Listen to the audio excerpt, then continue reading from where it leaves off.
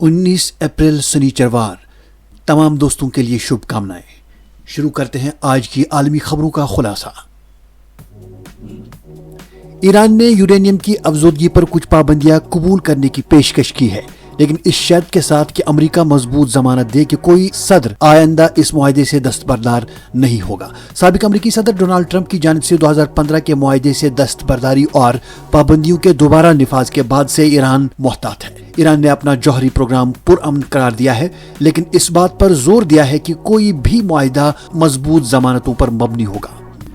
Iran ने ban अवी अदालत इंसाफ में दरख्वास्त दायर की है ताकि इंटरनेशनल सिविल एसोसिएशन ऑर्गेनाइजेशन की दी गई रूलिंग को चैलेंज किया जा सके, जो ईरान को 2020 में यूक्रेनी जहाज की तबाही का जिम्मेदार ठहराती है। ईरान ने तस्लीम किया है कि ये एक हादसा था और मिसाइल की गलत शिनाख्त की वजह से हुआ था। श्रीलंका में ईस्टर बम धमाकों की बरसी के मौके पर एक अफसोसनाक वाक़े में कोलंबो से 160 किलोमीटर शुमाल मशरिक में एक गिरजा घर पर फायरिंग की गई, जिससे खिड़कियों को नुकसान पहुंचा, लेकिन खुशकिस्मती से कोई जख्मी नहीं हुआ। पुलिस ने एक मुश्तबा शख्स को गिरफ्तार कर लिया है। ये वाक़ा 2019 के ईस्टर बम धमाकों की याद दिलाता है, जब गिरजाघरों और होटलों पर हमलों में कई जानें ज़ाया हुई। श्रीलंका इस वक्त हाई अलर्ट पर है और ये वाक़ा मुल्क की सलामती के चैलेंज को मजीद नुमाया करता है। कुवैत ने खैराती इदारों को हिदायत दी है कि वो वेबसाइट और सोशल मीडिया पर अतियात जमा करने से गुरेज करें। वजीर बराए समाजी उमूर ने यह इकदाम कुवैत की साख के तहफ़्फ़ुज़ के लिए जरूरी करार दिया है।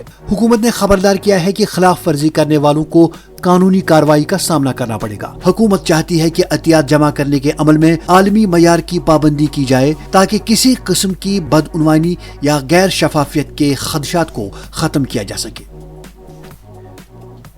कनाडा में 21 साला भारतीय तालिबा गोली लगने से हलाक हो गई। वो हैमिल्टन ओंटारियो के मोहाक कॉलेज की तालिबा थी और काम पर जाते हुए बस स्टॉप पर निशाना बनी।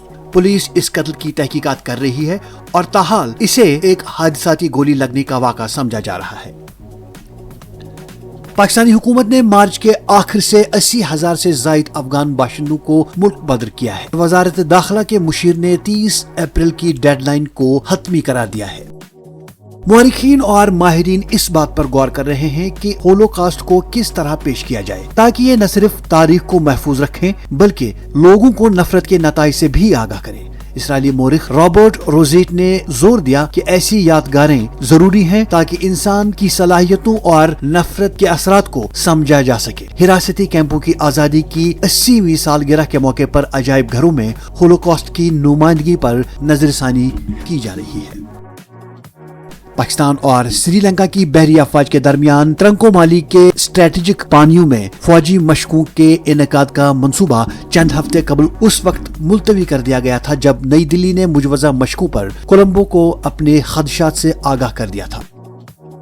इस्तांबुल में दर्जनों अफराद, जिनमें सहाफी भी शामिल हैं, को अदालत में पेश किया गया है, जहां उन पर हुकूमत मुखालिफ मुजाहिरों में शिरकत और पुलिस के अहकामात की खिलाफ वर्जी का इल्जाम है। ये मुजाहिरे इस्तांबुल के हिज़्ब इख्तिलाफ के मेयर इकराम इमाम ओगलो की गिरफ्तारी के खिलाफ शुरू हुए हैं। इमाम ओगलो, जिन्हें बदउनवानी के इल्जामात के तहत जेल भेजा गया है, सदर रजब तैयब अर्दोगान की हुकूमत के लिए एक बड़ा चैलेंज तस्वर किए जा रहे हैं। अमरीकी महकमा खारजा का कहना है कि चीन की सैटेलाइट कंपनी चांग क्वांग चीनी फौजी से वाबस्ता है और बहिरे अहमर में अमरीकी और बैन अवी बहरी जहाजों को निशाना बनाने के लिए हुसियों को सैटेलाइट तस्वीर फराहम कर रही है। अमरीका ने चीन को बारहा खबरदार किया है, लेकिन वाशिंगटन के खदशात पर बीजिंग का रद्द अमल बहुत महदूद रहा है। ये मामला वाशिंगटन और बीजिंग के दरमियान तिजारती और सफारती कशीदगी को मजीद बढ़ा रहा है।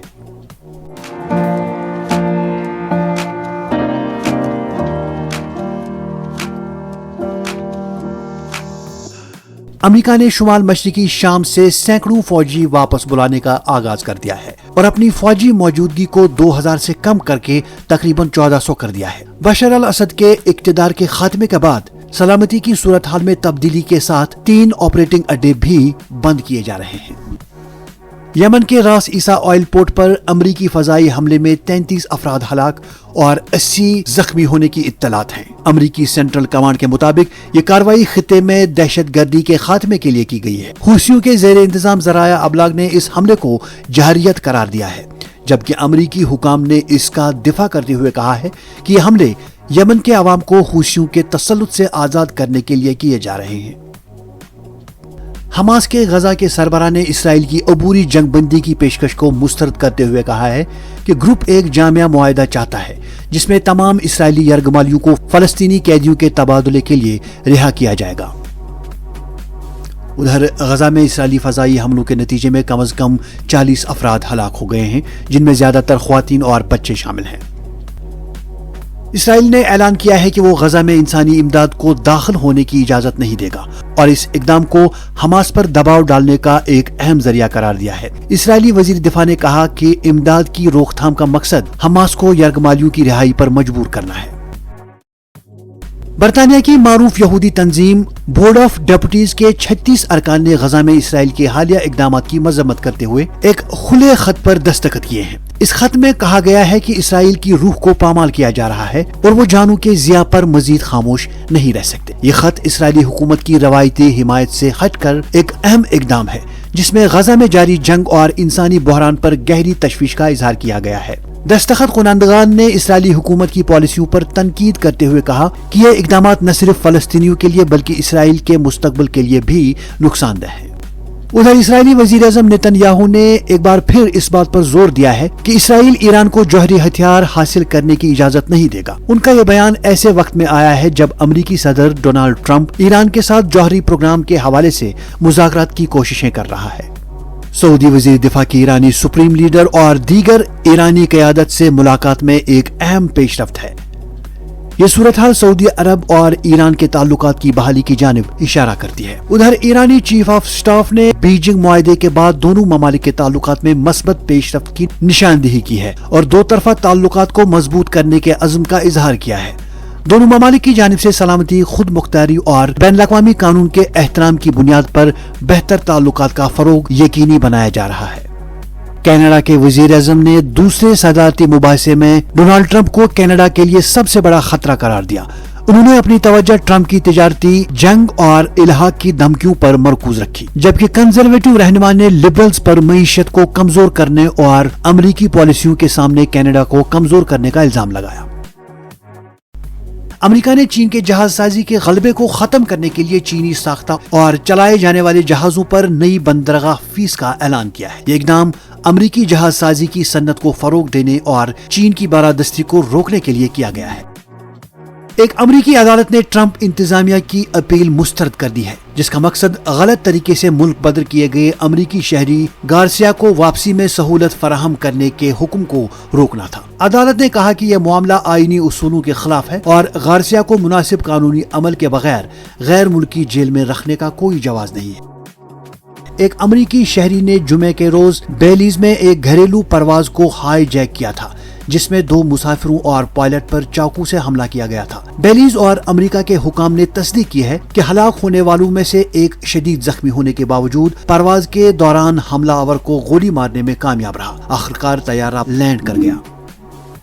بنگلہ دیش نے جمعرات کے روز پاکستان سے مطالبہ کیا ہے کہ وہ 1971 کی جنگ آزادی کے دوران اس کی افواج کی طرف سے کی گئی نسل کشی پر باضابطہ معافی مانگے۔ اس کے جواب میں پاکستان نے ان معاملات کو حل کرنے کے لیے بات چیت کرنے پر آمادگی ظاہر کی ہے۔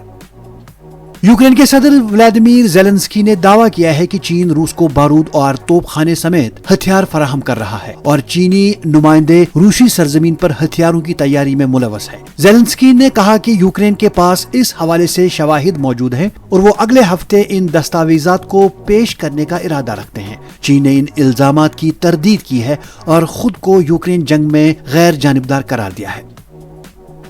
سوران 2 سال کی خانہ جنگی کے بعد ایک سنگین انسانی بحران کا شکار ہے، جسے اقوام متحدہ نے دنیا کا سب سے بڑا انسانی بحران قرار دیا ہے۔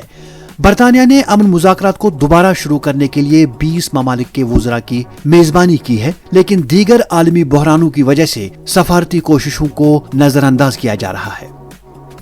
اور آخر پر سعودی عرب سے یہ خبر، لاحق جزیرہ بحیر احمر میں سعودی عرب کا ایک شاندار منصوبہ ہے جو 2028 میں رہائشی ملکیت کے لیے کھولا جائے گا۔ یہ جزیرہ 2000 سے زائد نایاب چٹانوں سے مزین ہے اور پرتعیش زندگی کی تمام سہولیتیں فراہم کرے گا۔ ریڈ سی گلوبل کے تحت لاحق جزیرہ سعودی عرب کا پہلا نجی رہائشی منصوبہ ہوگا، جہاں رہائشیوں اور مہمانوں کے لیے اعلیٰ معیار کی سہولیتیں دستیاب ہوں گی۔ تو دوستو، یہ تھا آج کی عالمی خبروں کا خلاصہ۔ کل پھر ملیں گے۔